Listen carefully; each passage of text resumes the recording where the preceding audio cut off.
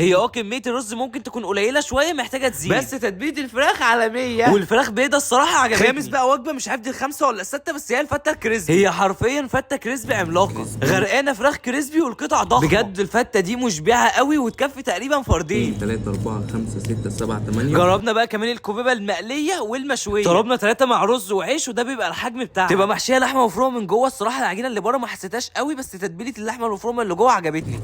حتى كمان في المشويه اللحمه بتنزل العصاره بتاعتها كده، بس برضو اللي عجبني اللحمه اللي فيها. دي بقى حاجه اسمها الابوات، انا ما باكلش الحاجات دي فمش هنجربها. هي حته من الكشري بص ما باكلش فيها انا عشان ما باكلش الحاجات دي فمش هجربها، اما لو انت بتاكل الحاجات دي عادي فاكلها يا عم. اما دي بقى دي حاجه اسمها سجقات، دي بتبقى عامله شبه الممبار كده، بس بتبقى محشيه رز ولحمه. الوهله الاولى كده هتفكرها نيه، لكن هي لا مستويه كويس قوي، ما فيهاش طعم زفاره نهائي. اما بقى الحاجه العاديه وهو اللسان الضاني، وده عجبني الصراحه. والمكان ده بقى هو زي ما قلت لكم طبق شرقي اللي موجود في العصافره، شارع سلمان الفارسي، وهم عندهم كمان صاله، فبقول لكم ايه، هستناكم تجربوه.